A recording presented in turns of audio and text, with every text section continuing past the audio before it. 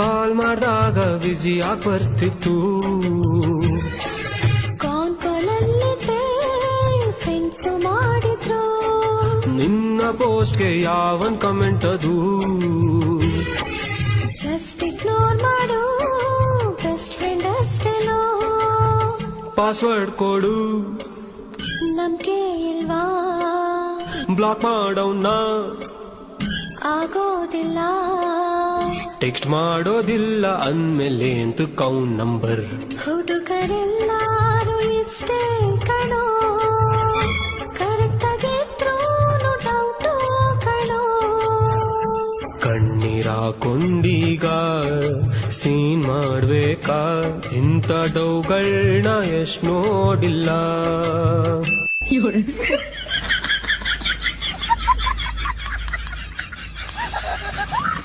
ಕಾಲ್ ಮಾಡ್ದಾಗ